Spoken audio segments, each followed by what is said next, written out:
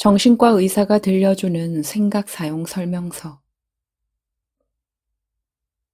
서양에서 자유의지에 대한 논의가 있을 때 항상 인용되는 실험이 하나 있다. 벤자민 리베트가 1986년에 한 실험이다. 리베트는 실험 참가자에게 자신들이 마음대로 하고 싶을 때마다 아무 손가락이나 하나를 위로 올리도록 하고 그 시간을 측정했다. 그와 동시에 참가자들의 머리에 전극을 설치해서 정기적인 스파크가 일어난 시간을 측정했다. 그 결과 피실험자들에게 손가락을 올리기 약 1초 전에 뇌 속에서 정기적인 신호가 일어난다는 것을 알았다. 이 실험이 의미하는 바는 참가자들이 손가락을 움직이기로 결정하기 전에 이미 뇌에서 그렇게 하기로 결정이 났다는 것이다. 이보다 훨씬 앞선 1860년대에도 비슷한 실험이 있었다. 헤르만 헬름홀츠는 뇌에서 일어나는 활동 중 상당수는 사물에 대한 의식적인 지각이 있기에 앞서서 뇌 속에서 무의식 중에 일어나는 것이라고 주장했다. 의지나 자유의지의 이러한 속성은 중요한 의미를 가지고 있다. 정신치료자로서 내가 의지의 이러한 속성을 알았을 때 환자 치료에 큰 변화가 있었다. 그 전에는 의지를 내고 안 내고는 환자에게 달려있다고 생각했다. 또 일단 의지를 내면 그 의지에 따라 행동을 할 수 있다고 생각했다. 그러나 의지의 속성을 알고 난 뒤에는 환자가 어떤 의지를 내더라도 그것은 떠오른 것이고 그 의지를 실천할 수 있는 조건을 가지고 있을 수도 있고 가지고 있지 않을 수도 있다는 것을 알았다. 환자가 어떤 조건과 상태에 있는지를 잘 봐야 한다. 그리고 지금 든 의지가 다른 조건과 상태 속에 가면 달라질 수 있다.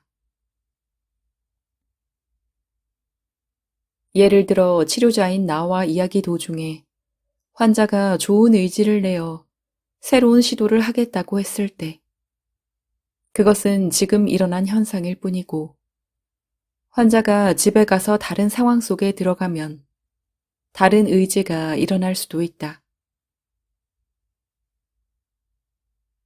그것을 환자와 같이 의논해야 한다. 환자 스스로 좋은 의지가 일어날 수 있는 상황, 즉 내부 조건을 조성해 갈 때 좋은 방향으로 변할 수 있다. 의지나 생각과 같은 정신작용의 속성을 정확하게 아는 것은 사람을 이해하는 데도 도움이 된다. 어떤 여자 대학생은 치료 시간에 눈물을 뚝뚝 흘리면서 내가 나에 대해 그렇게 설명했는데도 어떻게 가까운 사람이 내가 싫어하는 행동을 할 수 있느냐 하면서 도저히 이해가 안 되고 화가 난다고 했다. 그래서 내가 이해하는 것을 한번 듣고 싶으냐고 물으니 듣고 싶다고 하여 이렇게 말해줬다. 당신이 설명할 때도 당신이 경험한 것을 그 사람이 그대로 아는 것은 힘들다. 왜냐하면 그 사람은 당신이 아니기 때문이다. 살아온 것이 다르고 머릿속에 든 것이 다르다. 그렇지만 어느 정도는 이해할 것이다. 하지만 상황이 바뀌면 그때는 그 사람의 머릿속에 어떤 것이 떠오를지는 알 수 없다. 당신이 설명한 것이 그 사람 속에 들어가기는 했지만 많은 부분을 그 사람이 그동안 해왔던 생각이나 감정, 경험이 차지하고 너에 대한 것은 아주 적은 부분을 차지하고 있을 것이다. 아마도 너를 이해 못할 때는 다른 것이 그 사람 머릿속에 떠올랐을 것이다. 그 사람도 어찌할 수 없는 일이 벌어진 것이다.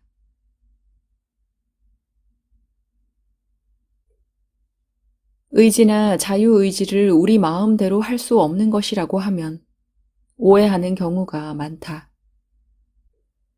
그러면 숙명론이냐고 묻는 사람도 있다. 숙명론이 아니고 우리 마음의 본질이나 속성이 그렇다는 것이다.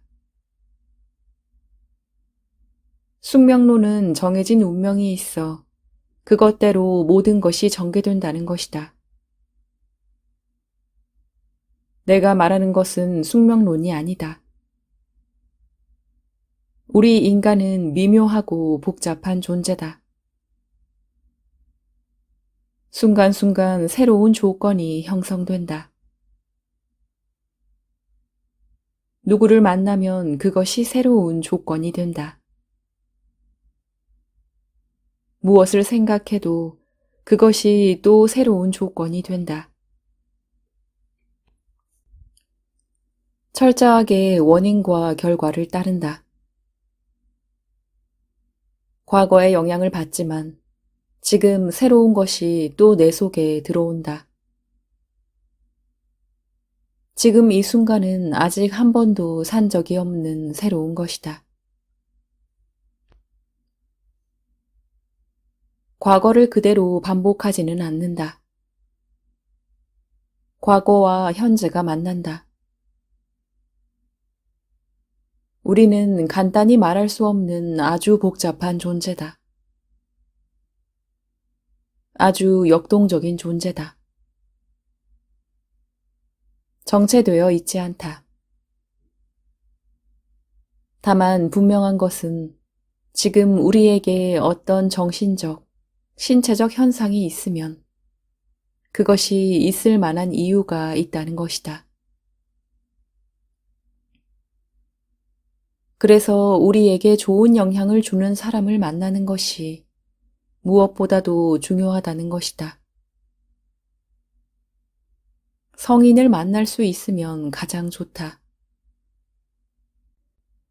왜냐하면 성인은 우리 마음속 깊숙이 영향을 미치기 때문이다. 성인은 만나기 어려우니 스승을 만날 수 있으면 좋다. 인생에서 성공한 사람들을 보면 스승을 만난 경우가 많다. 내 경우도 이 정도로 성장할 수 있었던 것은 내가 만난 스승들의 영향이 컸다. 우리는 순간순간 변하고 있다. 우리 속에서 순간순간 어떤 현상이 일어나고 있는지를 보면서 우리가 원하는 좋은 의지가 일어날 수 있도록 좋은 조건을 조성해 가는 삶을 산다면 우리가 원하는 삶을 살 수 있을 것이다.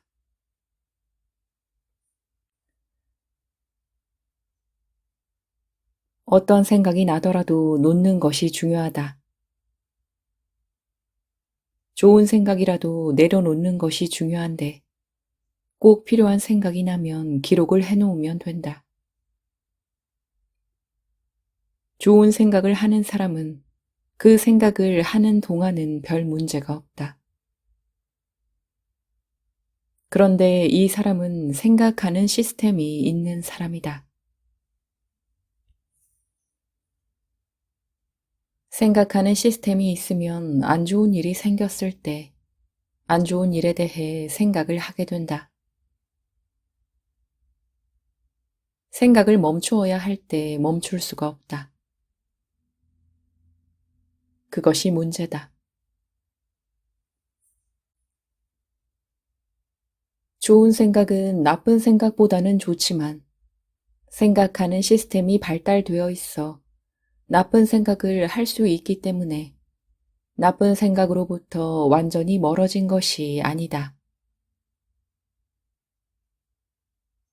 가끔 환자들에게 나쁜 생각, 좋은 생각, 생각이 없는 것 중에서 어떤 것이 가장 나쁘고 그 다음으로 좋은 것이 뭐고 가장 좋은 것이 무엇인지 물어본다. 그런데 이때 생각이 없는 것은 멍한 것이 아니라 현재에 집중하고 있는 상태라고 꼭 말해준다. 대부분의 환자가 나쁜 생각이 제일 나쁘고 그 다음이 생각이 없는 것이고 제일 좋은 것이 좋은 생각이라고 대답한다. 그러면 내가 다음과 같이 대답한다. 우리는 나쁜 생각으로부터 우리를 보호해야 하는데 좋은 생각은 내용이 좋긴 하나 생각이 붙어 있다. 그래서 안 좋은 일이 있으면 안 좋은 생각을 하게 되니 나쁜 생각으로부터 완전히 멀어진 것이 아니다. 생각이 없는 것이 나쁜 생각으로부터 우리가 완전히 보호된 것이다. 그러니 생각이 없는 시스템을 구축해야 된다.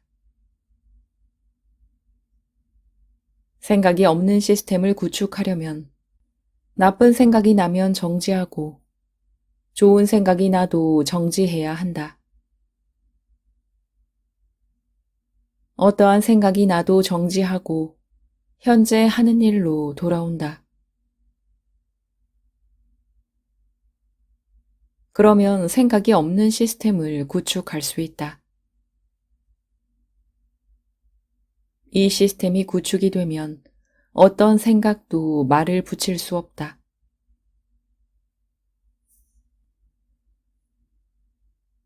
그러면 이 장면에서 항상 환자나 일반 사람들은 질문을 한다.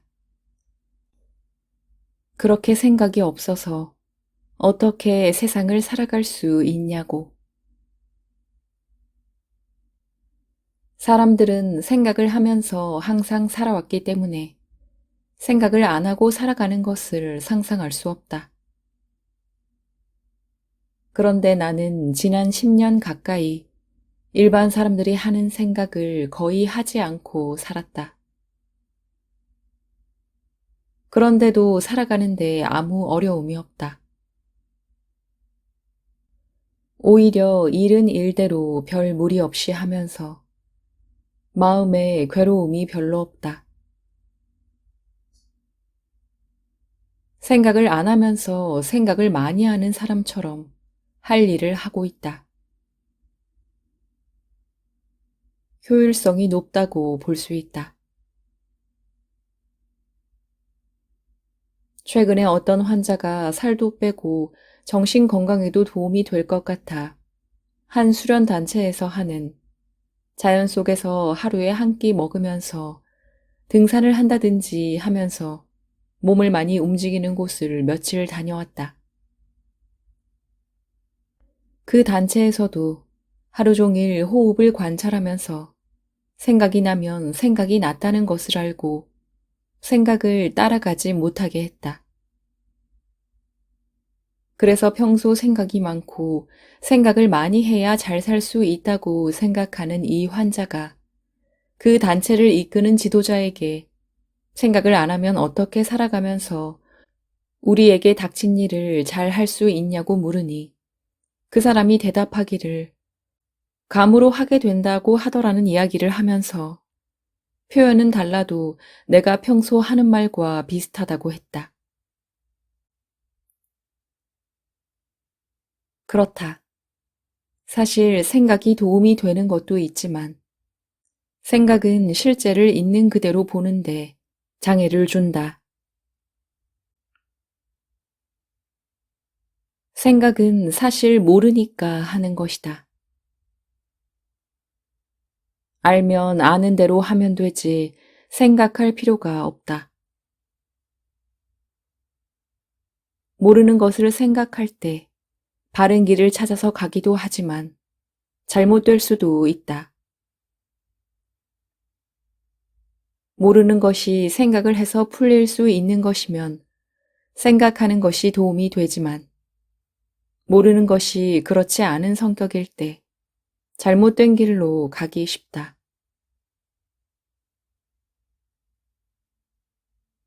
공부를 할 때 공부의 내용에 대해 생각하는 것은 도움이 된다. 그러나 다른 사람이 나를 어떻게 생각할까 하는 경우처럼 다른 사람의 말을 듣기 전에 확인이 곤란한 내용을 생각할 때는 제대로 답을 얻을 수 없고 또 그것을 생각하는 과정에서 많은 문제가 생길 수 있다. 예를 들어 남편의 와이셔츠에서 립스틱 자국을 발견하고는 바로 여보 이게 뭐예요? 하고 물어본 경우와 그것에 대해 며칠을 생각하고 난 뒤에 물어본 경우는 엄청난 차이가 있다. 바로 물어본 경우에는 남편의 대답을 통해 실제로 일어난 일을 그대로 알 수 있다. 솔직하게 말하면 말하는 대로, 솔직하게 말하지 않으면 말하지 않은 대로 상황을 알 수 있다. 그런데 며칠을 혼자 생각하다 보면 혼자 한 생각들 때문에 내 마음이 복잡해지고 감정이 꼬이게 되고 남편에게 확인하는 말투가 달라지고 남편의 대답에 대해서도 왜곡되게 받아들일 수 있다. 남편이 솔직하게 대답해도 뭔가 숨기고 있다고 생각할 수 있다. 나는 환자들에게 모를 때 꼭 필요한 경우가 아니면 모르는 것에 대해 생각하지 말고 자기가 해야 할 일을 하라고 한다. 그러면 해야 할 일이 뭐지요? 하고 묻는데 신기하게도 이때 거의 모든 환자가 자신이 무엇을 해야 하는지 알고 있었다. 환자의 대답을 듣고 다음과 같이 말해준다. 모르는 것을 생각하다가 잘못되는 수가 많다. 모르는 것을 해결할 때 모르는 사안에 따라 모르는 것을 아는 방법이 다 다르다. 그 방법이 보여야 한다.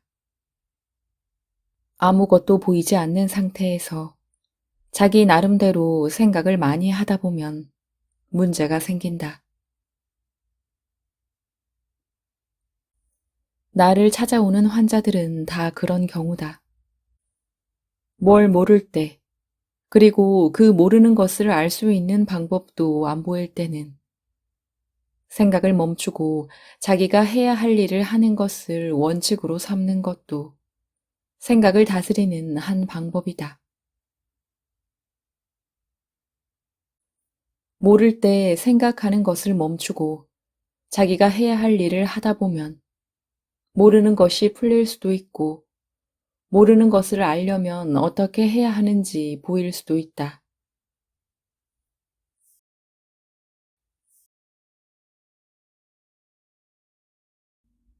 뭔가를 보고 들을 때, 그리고 경험할 때, 실제를 있는 그대로 아는 것에 도움이 되는 것이 100% 집중하는 것이다. 100% 보고 100% 듣는 것이다. 우리가 뭘 볼 때 우리 생각이나 개념이 들어간다. 그러면 그만큼 실제를 보지 못한다. 내 생각, 내 개념, 내 과거의 경험이 들어간다. 그것을 배제하고 우리가 보고 듣는 대상에 오로지 집중해야 그 대상을 있는 그대로 만날 수 있다. 나는 오랫동안 100% 보고 들으려고 노력했다. 무엇을 보든 100% 보려고 하면 그 대상이나 존재와 온전하게 만나게 된다. 우리는 남을 있는 그대로 정확히 알 수 없다. 다만 100% 보고 들으려는 마음이 되면 그 대상이나 존재와 만나는 준비를 할 수 있다. 적어도 우리식으로 보고 오해하는 것은 줄일 수 있다. 진정으로 나 아닌 남을 만날 수 있다. 그래서 남과 줄 것은 주고 받을 것은 받으면서 공존할 수 있다. 그러면 정신적인 문제는 생기지 않는다.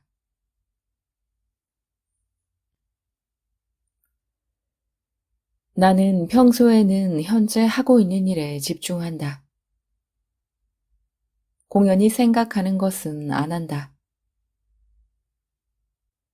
나중에 이거 해야지 하는 생각은 안 한다. 마음의 본질을 알기 전에는 잠잔다고 누워있을 때 오늘 무슨 일을 했지? 내일은 무슨 일을 해야지 하고 생각을 했는데 마음의 본질과 생각의 본질을 알고 난 뒤에는 그런 생각을 하지 않고 숨이 들락날락 하는 것을 지켜보다가 잔다.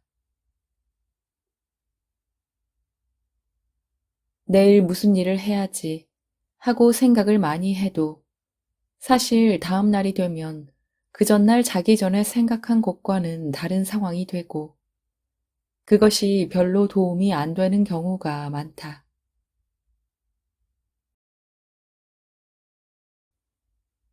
사실 생각은 우리가 하는 것이 아니다. 어떤 조건이 되면 하는 것이다. 강박증이란 생각이 많이 올라올 수 있는 조건이 된 것이다. 다시 올바른 방법을 통해 생각이 적게 올라오게 하면 적게 올라온다.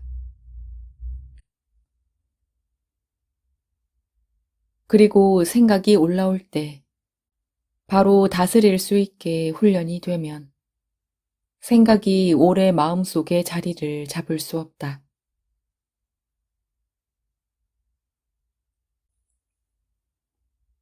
무조건적인 자유와 행복을 추구하는 것이 불가능한 것은 아니다.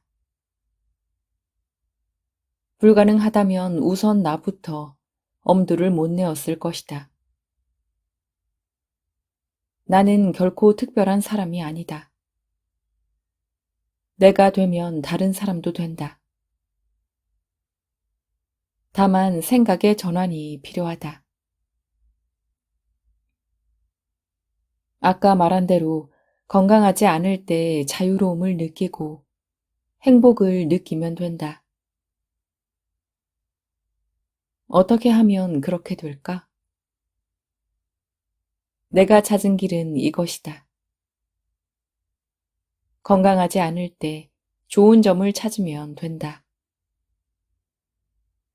그것만 찾게 되면 그 좋은 점을 즐기면 된다.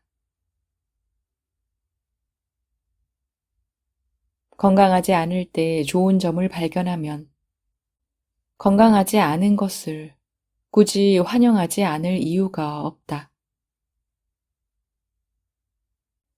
건강할 때는 건강해서 좋은 점을 누리면 되고, 건강하지 않을 때는 건강하지 않을 때 즐길 수 있는 것을 즐기면 된다.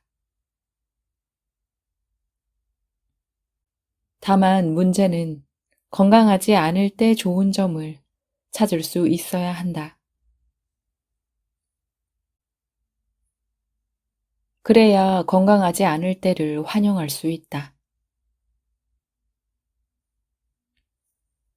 건강할 때 좋은 점은 다 안다. 그것은 어렵지 않다. 우리 사회가 건강 위주의 사회이기 때문이다. 그래서 건강하지 못한 것은 나쁜 것만 있다고 생각하고 아예 보고 싶어 하지 않는다. 그러나 건강하지 않을 때 좋은 점을 잘 찾아보면 분명히 찾을 수 있다. 일단 그것부터 찾고 정말 그것을 즐길 수 있는지 해보고 되면 앞으로 그렇게 살면 된다. 그러면 조건적인 자유와 행복의 모드에서 무조건적인 자유와 행복의 모드로 바뀌는 것이다. 건강하지 않을 때 좋은 점은 사람마다 다를 것이다. 이제 내가 찾은 건강하지 못할 때의 좋은 점을 말해보겠다. 먼저 몸이 내 말을 안 듣는다는 것을 알 수 있다. 건강할 때는 몸이 내 말을 듣는다고 생각하는데 아프면 몸이 내 말을 안 듣는다는 것을 확실히 알게 된다. 그런데 사실은 몸이 건강하고 좋을 때도 몸은 내 말을 안 듣고 몸의 상태에 따라 움직여 왔다. 그런데 건강해서 잘 돌아가니 내 말을 잘 듣는 것으로 생각하는 것이다. 건강이 좋지 않은 때는 이런 사실을 깨달을 수 있는 좋은 기회다. 정신도 마찬가지다. 정신이 건강할 때는 우리 마음대로 정신을 쓴다고 생각한다.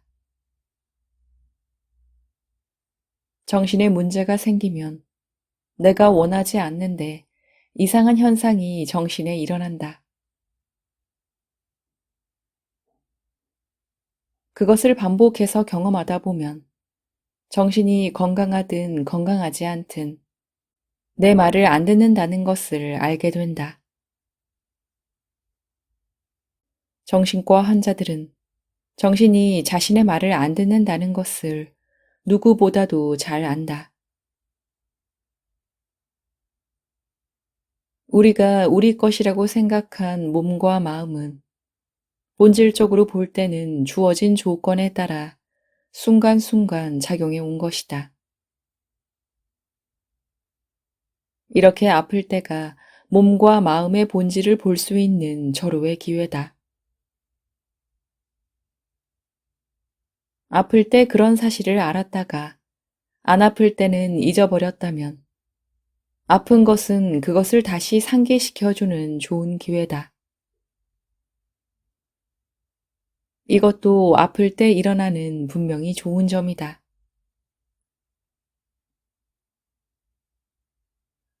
또 생각해 볼 수 있는 좋은 점은 아플 때 건강이 소중하다는 것을 깨달을 수 있다는 점이다. 건강할 때는 건강한 것을 당연하게 생각할 수 있다.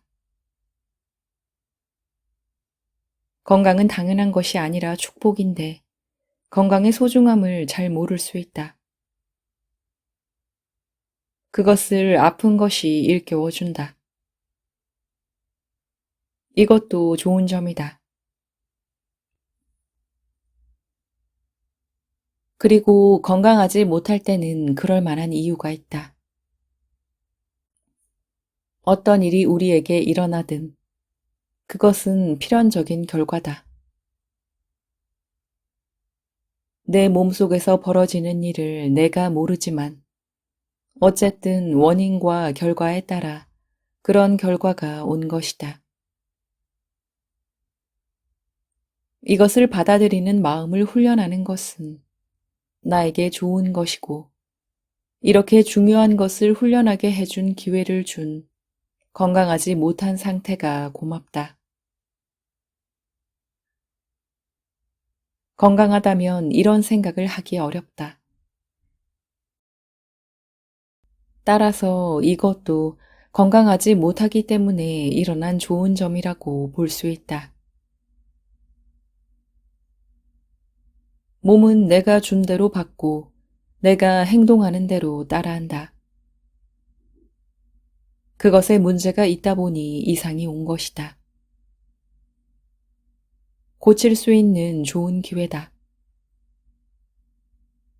물론 몸을 잘 써서 문제가 없으면 더 좋지만 잘못 썼을 때 잘못을 알고 고친다면 그리고 앞으로는 그것을 반복하지 않는다면 앞으로 더 좋아질 수 있다.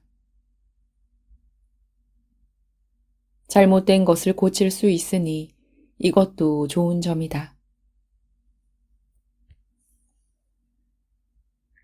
그리고 아프면 우리의 삶이 유한하고 언젠가 죽는다는 것도 안다.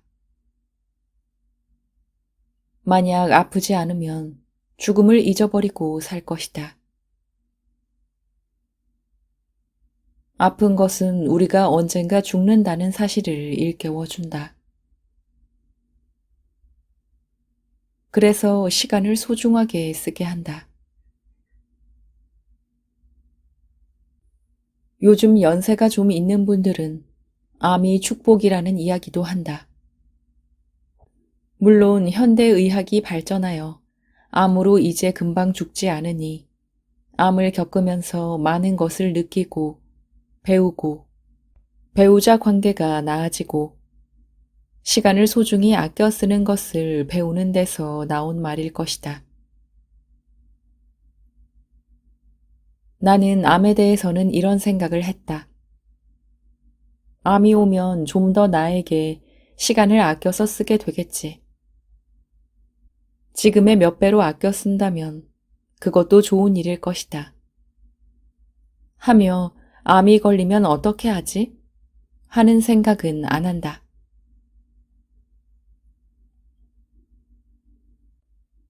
이렇게 건강하지 않을 때 좋은 점을 찾고 그것을 향유하는 쪽으로 모두를 전환하게 되면 건강하지 않다고 해서 내가 우울하고 의기소침해지고 불행해지지는 않을 것이다. 의사인 내 경우에는 환자가 오면 오는 대로 환자를 봐서 좋고 안 오면 안 오는 대로 내가 하고 싶은 일을 할 수 있어서 좋다. 이렇게 어떤 경우든지 그것이 있을 때와 없을 때 각각 좋은 점을 찾을 수 있다면 언제라도 자유롭고 행복할 수 있다.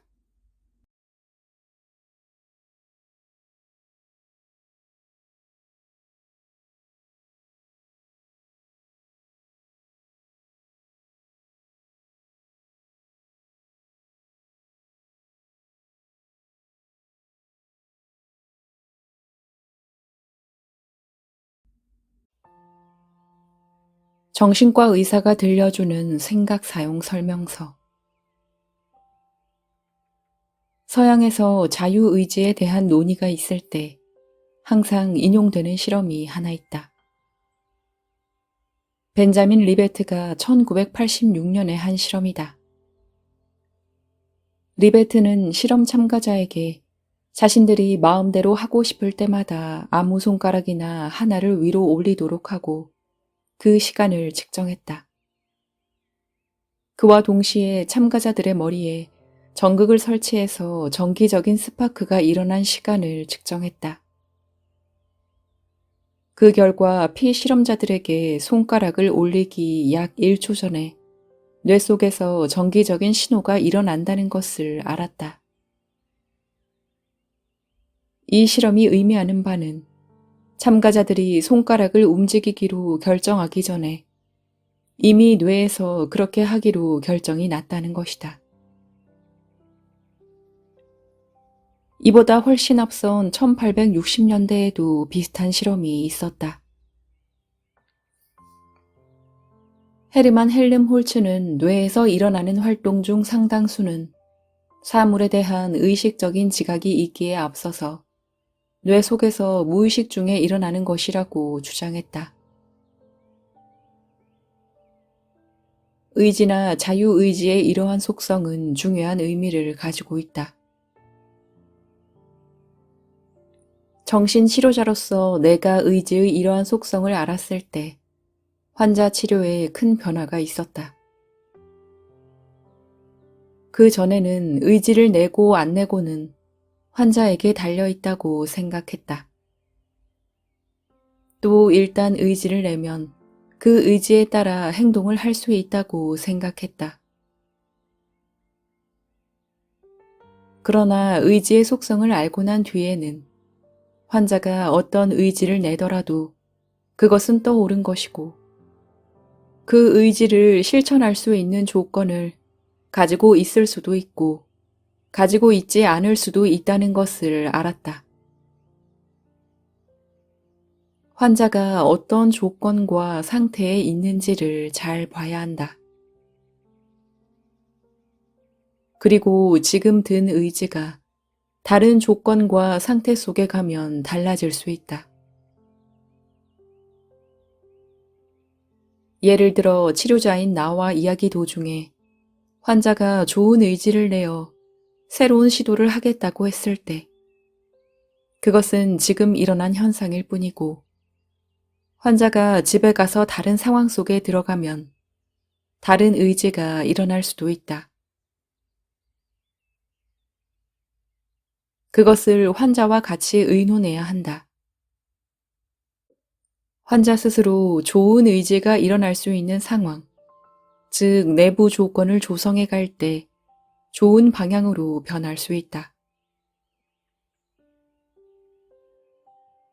의지나 생각과 같은 정신작용의 속성을 정확하게 아는 것은 사람을 이해하는 데도 도움이 된다.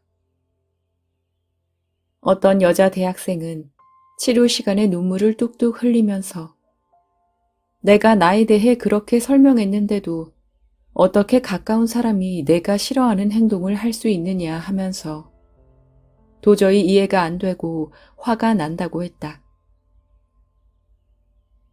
그래서 내가 이해하는 것을 한번 듣고 싶으냐고 물으니 듣고 싶다고 하여 이렇게 말해줬다. 당신이 설명할 때도 당신이 경험한 것을 그 사람이 그대로 아는 것은 힘들다. 왜냐하면 그 사람은 당신이 아니기 때문이다. 살아온 것이 다르고 머릿속에 든 것이 다르다. 그렇지만 어느 정도는 이해할 것이다. 하지만 상황이 바뀌면 그때는 그 사람의 머릿속에 어떤 것이 떠오를지는 알 수 없다. 당신이 설명한 것이 그 사람 속에 들어가기는 했지만 많은 부분을 그 사람이 그동안 해왔던 생각이나 감정, 경험이 차지하고 너에 대한 것은 아주 적은 부분을 차지하고 있을 것이다. 아마도 너를 이해 못할 때는 다른 것이 그 사람 머릿속에 떠올랐을 것이다. 그 사람도 어찌할 수 없는 일이 벌어진 것이다.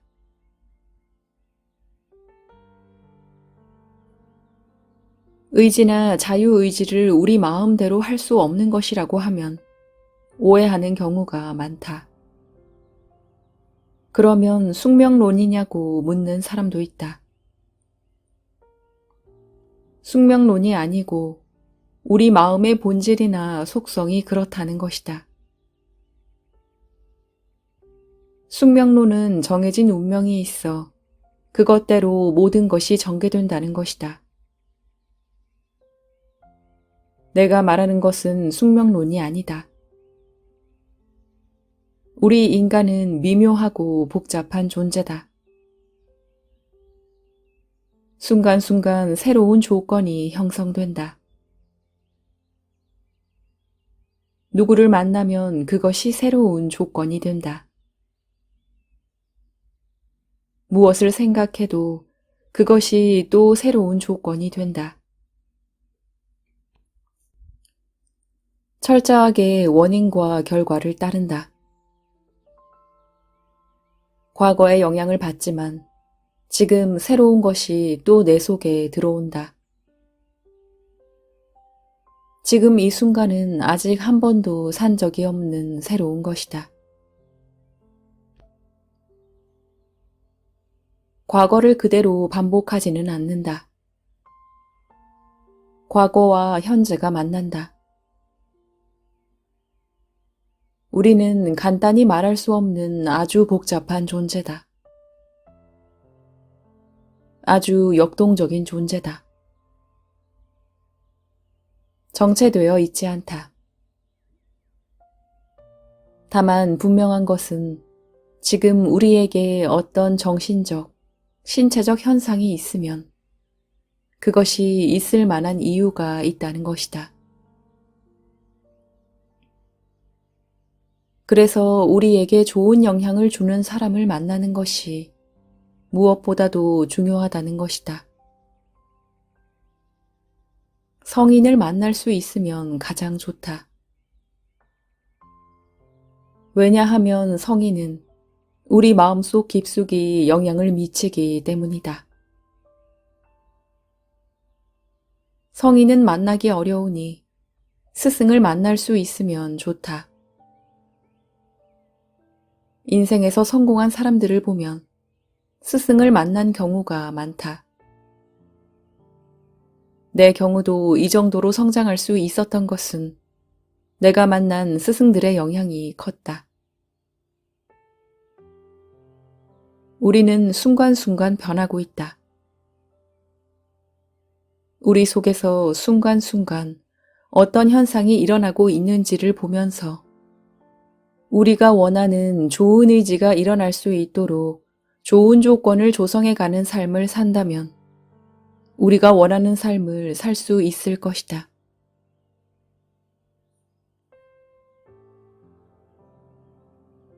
어떤 생각이 나더라도 놓는 것이 중요하다. 좋은 생각이라도 내려놓는 것이 중요한데 꼭 필요한 생각이 나면 기록을 해놓으면 된다. 좋은 생각을 하는 사람은 그 생각을 하는 동안은 별 문제가 없다. 그런데 이 사람은 생각하는 시스템이 있는 사람이다. 생각하는 시스템이 있으면 안 좋은 일이 생겼을 때 안 좋은 일에 대해 생각을 하게 된다. 생각을 멈추어야 할 때 멈출 수가 없다. 그것이 문제다. 좋은 생각은 나쁜 생각보다는 좋지만 생각하는 시스템이 발달되어 있어 나쁜 생각을 할 수 있기 때문에 나쁜 생각으로부터 완전히 멀어진 것이 아니다. 가끔 환자들에게 나쁜 생각, 좋은 생각, 생각이 없는 것 중에서 어떤 것이 가장 나쁘고 그 다음으로 좋은 것이 뭐고 가장 좋은 것이 무엇인지 물어본다. 그런데 이때 생각이 없는 것은 멍한 것이 아니라 현재에 집중하고 있는 상태라고 꼭 말해준다. 대부분의 환자가 나쁜 생각이 제일 나쁘고 그 다음이 생각이 없는 것이고 제일 좋은 것이 좋은 생각이라고 대답한다. 그러면 내가 다음과 같이 대답한다. 우리는 나쁜 생각으로부터 우리를 보호해야 하는데 좋은 생각은 내용이 좋긴 하나 생각이 붙어 있다. 그래서 안 좋은 일이 있으면 안 좋은 생각을 하게 되니 나쁜 생각으로부터 완전히 멀어진 것이 아니다. 생각이 없는 것이 나쁜 생각으로부터 우리가 완전히 보호된 것이다. 그러니 생각이 없는 시스템을 구축해야 된다. 생각이 없는 시스템을 구축하려면 나쁜 생각이 나면 정지하고 좋은 생각이 나도 정지해야 한다. 어떠한 생각이 나도 정지하고 현재 하는 일로 돌아온다. 그러면 생각이 없는 시스템을 구축할 수 있다. 이 시스템이 구축이 되면 어떤 생각도 말을 붙일 수 없다.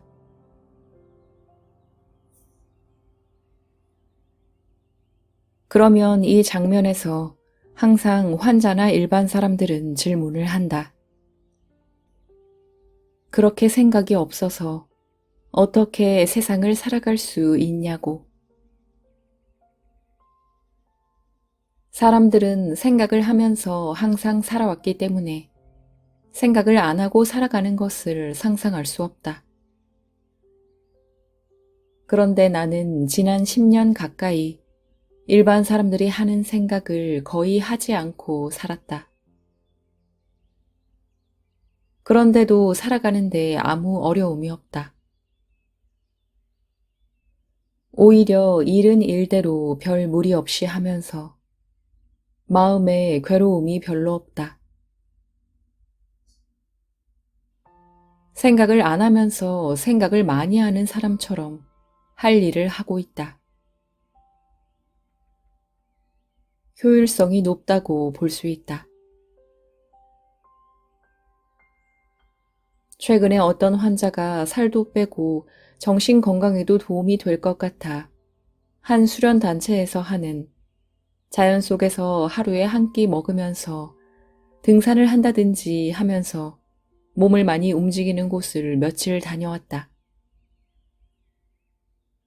그 단체에서도 하루 종일 호흡을 관찰하면서 생각이 나면 생각이 났다는 것을 알고 생각을 따라가지 못하게 했다.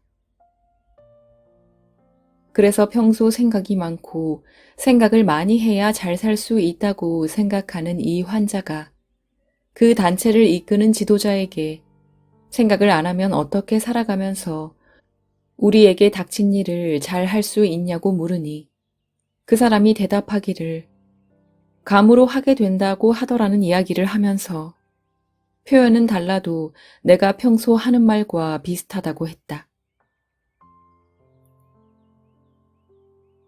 그렇다. 사실 생각이 도움이 되는 것도 있지만 생각은 실제를 있는 그대로 보는데 장애를 준다. 생각은 사실 모르니까 하는 것이다. 알면 아는 대로 하면 되지 생각할 필요가 없다. 모르는 것을 생각할 때 바른 길을 찾아서 가기도 하지만 잘못될 수도 있다. 모르는 것이 생각을 해서 풀릴 수 있는 것이면 생각하는 것이 도움이 되지만 모르는 것이 그렇지 않은 성격일 때 잘못된 길로 가기 쉽다.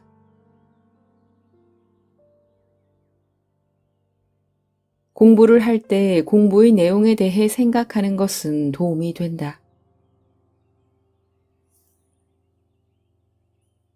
그러나 다른 사람이 나를 어떻게 생각할까 하는 경우처럼 다른 사람의 말을 듣기 전에 확인이 곤란한 내용을 생각할 때는 제대로 답을 얻을 수 없고 또 그것을 생각하는 과정에서 많은 문제가 생길 수 있다.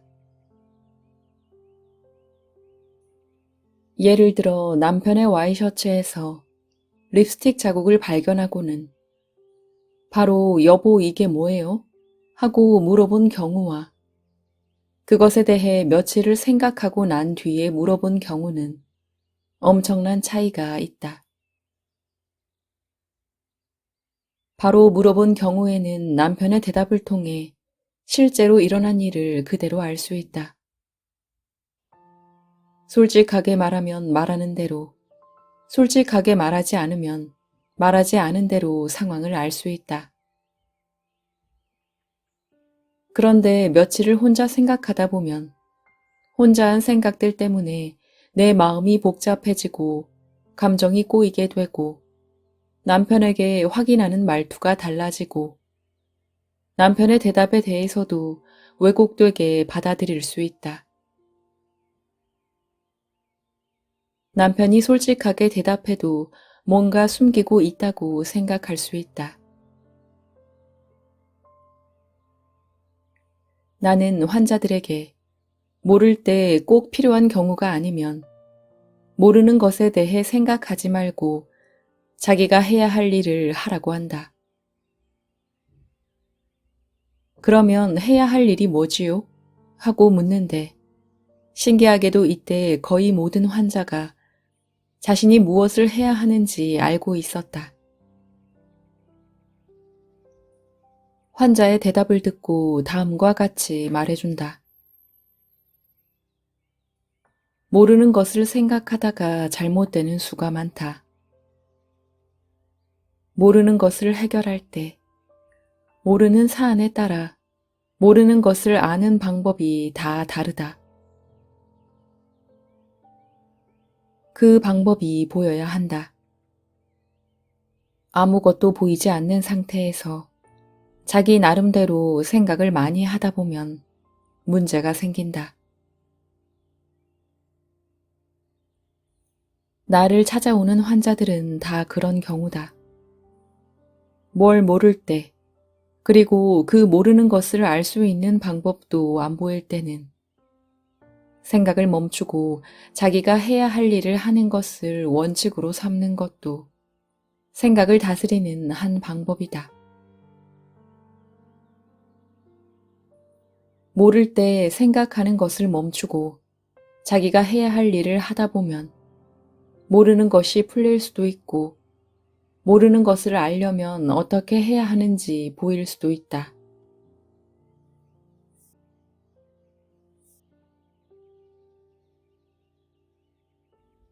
뭔가를 보고 들을 때, 그리고 경험할 때, 실제를 있는 그대로 아는 것에 도움이 되는 것이 100% 집중하는 것이다. 100% 보고 100% 듣는 것이다.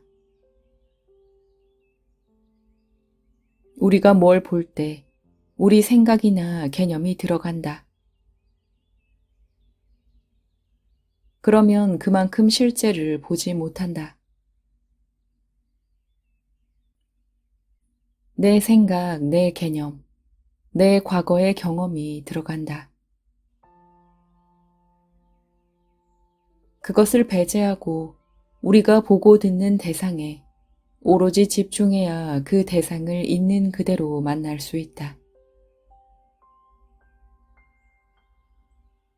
나는 오랫동안 100% 보고 들으려고 노력했다. 무엇을 보든 100% 보려고 하면 그 대상이나 존재와 온전하게 만나게 된다. 우리는 남을 있는 그대로 정확히 알 수 없다. 다만 100% 보고 들으려는 마음이 되면 그 대상이나 존재와 만나는 준비를 할 수 있다. 적어도 우리식으로 보고 오해하는 것은 줄일 수 있다. 진정으로 나 아닌 남을 만날 수 있다. 그래서 남과 줄 것은 주고 받을 것은 받으면서 공존할 수 있다. 그러면 정신적인 문제는 생기지 않는다.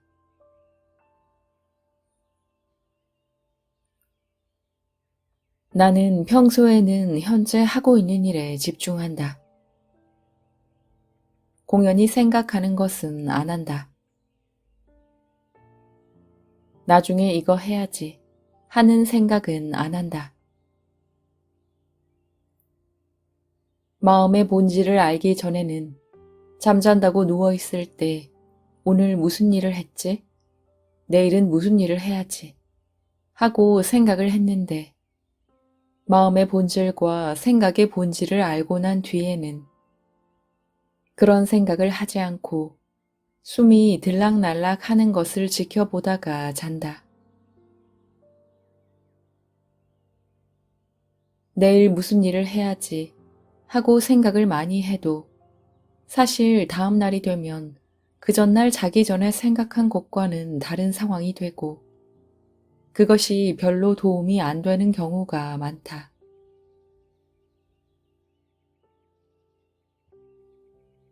사실 생각은 우리가 하는 것이 아니다.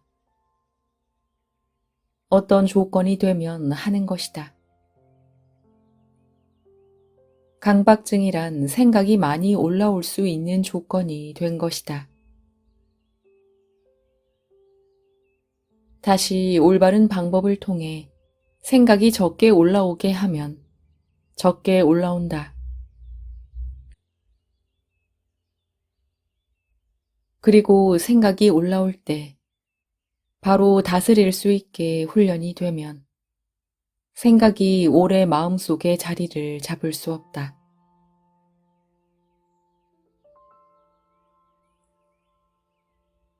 무조건적인 자유와 행복을 추구하는 것이 불가능한 것은 아니다.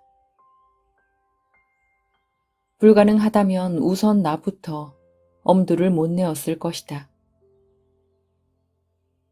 나는 결코 특별한 사람이 아니다. 내가 되면 다른 사람도 된다. 다만 생각의 전환이 필요하다. 아까 말한 대로 건강하지 않을 때 자유로움을 느끼고 행복을 느끼면 된다. 어떻게 하면 그렇게 될까? 내가 찾은 길은 이것이다. 건강하지 않을 때 좋은 점을 찾으면 된다. 그것만 찾게 되면 그 좋은 점을 즐기면 된다. 건강하지 않을 때 좋은 점을 발견하면 건강하지 않은 것을 굳이 환영하지 않을 이유가 없다. 건강할 때는 건강해서 좋은 점을 누리면 되고, 건강하지 않을 때는 건강하지 않을 때 즐길 수 있는 것을 즐기면 된다. 다만 문제는 건강하지 않을 때 좋은 점을 찾을 수 있어야 한다. 그래야 건강하지 않을 때를 환영할 수 있다. 건강할 때 좋은 점은 다 안다. 그것은 어렵지 않다. 우리 사회가 건강 위주의 사회이기 때문이다. 그래서 건강하지 못한 것은 나쁜 것만 있다고 생각하고 아예 보고 싶어 하지 않는다. 그러나 건강하지 않을 때 좋은 점을 잘 찾아보면 분명히 찾을 수 있다. 일단 그것부터 찾고 정말 그것을 즐길 수 있는지 해보고 되면 앞으로 그렇게 살면 된다. 그러면 조건적인 자유와 행복의 모드에서 무조건적인 자유와 행복의 모드로 바뀌는 것이다. 건강하지 않을 때 좋은 점은 사람마다 다를 것이다. 이제 내가 찾은 건강하지 못할 때의 좋은 점을 말해보겠다. 먼저 몸이 내 말을 안 듣는다는 것을 알 수 있다. 건강할 때는 몸이 내 말을 듣는다고 생각하는데 아프면 몸이 내 말을 안 듣는다는 것을 확실히 알게 된다. 그런데 사실은 몸이 건강하고 좋을 때도 몸은 내 말을 안 듣고 몸의 상태에 따라 움직여 왔다. 그런데 건강해서 잘 돌아가니 내 말을 잘 듣는 것으로 생각하는 것이다. 건강이 좋지 않은 때는 이런 사실을 깨달을 수 있는 좋은 기회다. 정신도 마찬가지다. 정신이 건강할 때는 우리 마음대로 정신을 쓴다고 생각한다.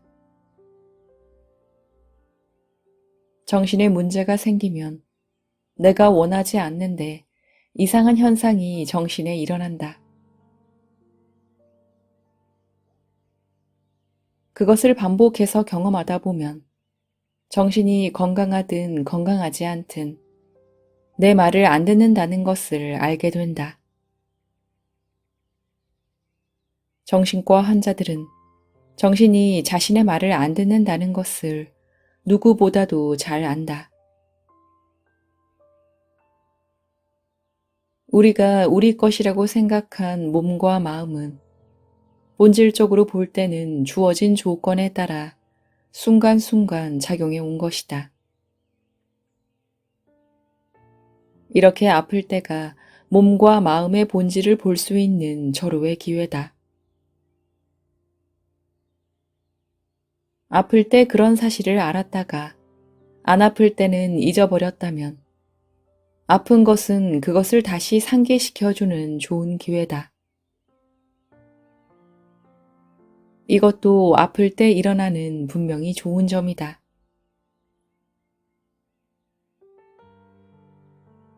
또 생각해 볼 수 있는 좋은 점은 아플 때 건강이 소중하다는 것을 깨달을 수 있다는 점이다. 건강할 때는 건강한 것을 당연하게 생각할 수 있다. 건강은 당연한 것이 아니라 축복인데 건강의 소중함을 잘 모를 수 있다. 그것을 아픈 것이 일깨워준다. 이것도 좋은 점이다. 그리고 건강하지 못할 때는 그럴 만한 이유가 있다. 어떤 일이 우리에게 일어나든 그것은 필연적인 결과다. 내 몸속에서 벌어지는 일을 내가 모르지만 어쨌든 원인과 결과에 따라 그런 결과가 온 것이다. 이것을 받아들이는 마음을 훈련하는 것은 나에게 좋은 것이고 이렇게 중요한 것을 훈련하게 해준 기회를 준 건강하지 못한 상태가 고맙다.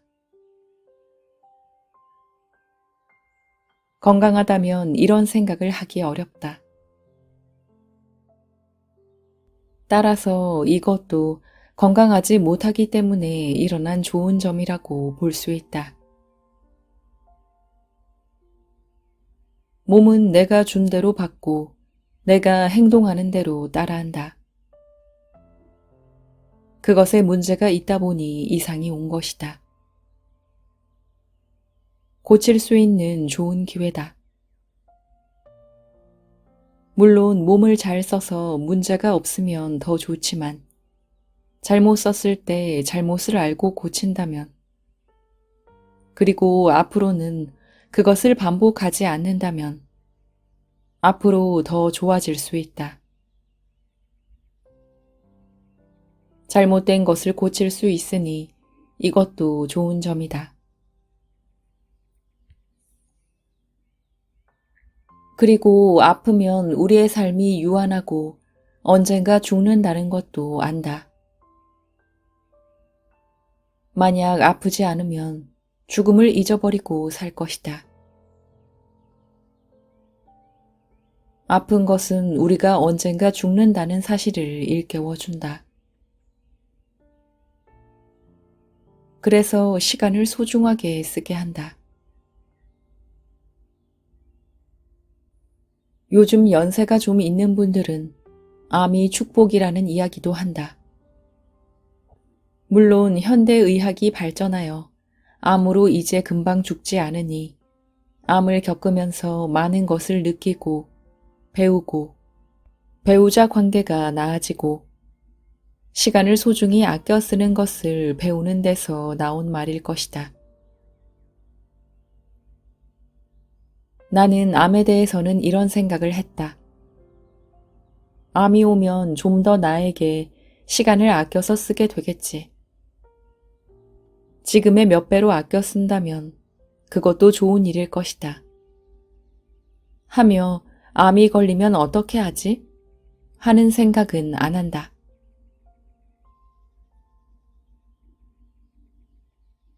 이렇게 건강하지 않을 때 좋은 점을 찾고 그것을 향유하는 쪽으로 모두를 전환하게 되면 건강하지 않다고 해서 내가 우울하고 의기소침해지고 불행해지지는 않을 것이다. 의사인 내 경우에는 환자가 오면 오는 대로 환자를 봐서 좋고, 안 오면 안 오는 대로 내가 하고 싶은 일을 할 수 있어서 좋다. 이렇게 어떤 경우든지 그것이 있을 때와 없을 때 각각 좋은 점을 찾을 수 있다면 언제라도 자유롭고 행복할 수 있다.